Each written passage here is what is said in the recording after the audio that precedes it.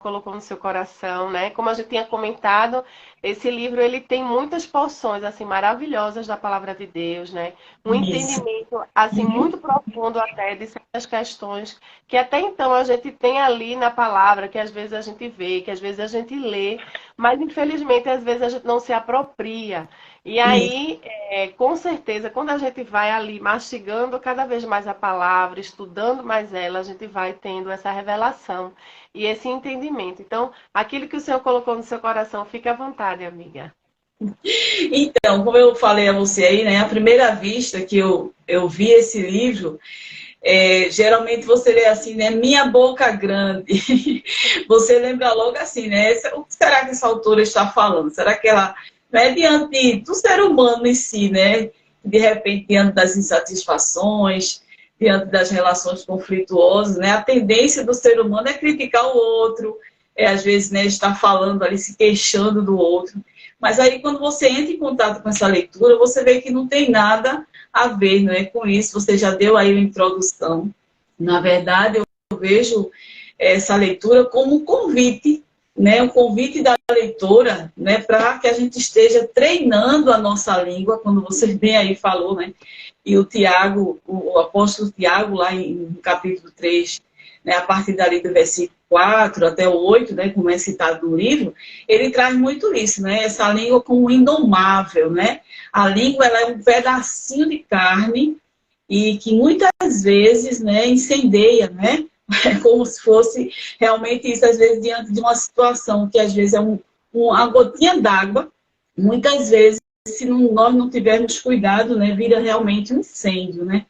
E aí ele tem mostrado isso, né, nesse capítulo, para que a gente possa realmente se atentar, né, e estar realmente olhando para nós, até como cristãs, né, Regina?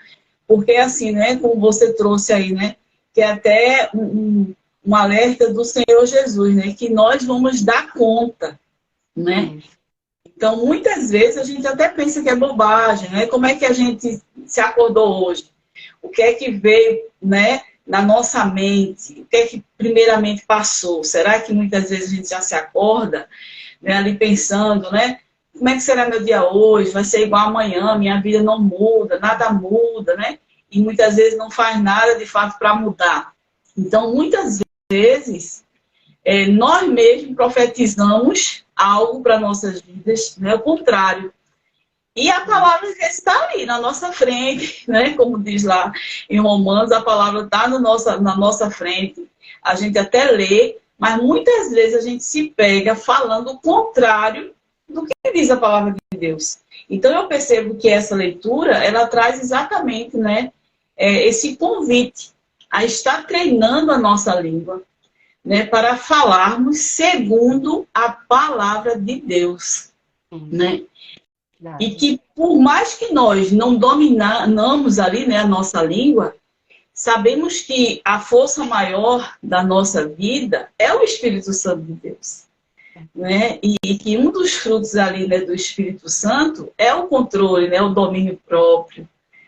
E aí entendermos isso, né, que por mais que nós tenhamos ali um temperamento, uma personalidade, quando nós realmente passamos a focar, né, a nossa vida na palavra de Deus, tudo fica mais claro, né? Quando temos essa consciência, né, e aí passamos a nos policiar, né, tudo fica mais claro, porque o que eu percebo, né, e você trouxe aí no início, né, o texto de Tiago, capítulo 3, né, e versículo 2, quando ele diz, né, porque todos tropeçam em muitas coisas.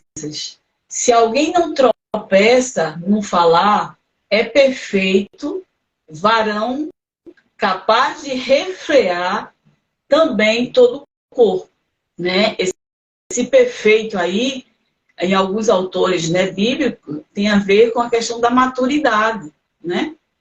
E aí a gente fala de maturidade espiritual, mas a gente sabe também que nós temos as nossas emoções e que as Isso. nossas emoções têm muito a ver, né, como nós entramos na vida.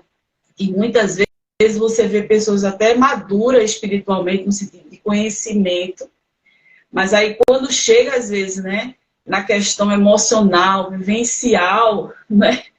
A língua termina traindo, né, amiga?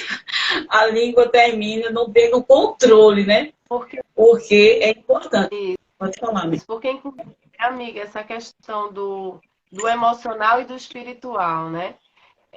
Como você mesmo bem colocou, muitas vezes a pessoa é madura espiritualmente, mas emocionalmente ela é um bebê. Não é? Isso. Porque, inclusive, foi uma coisa que foi bem desmistificada.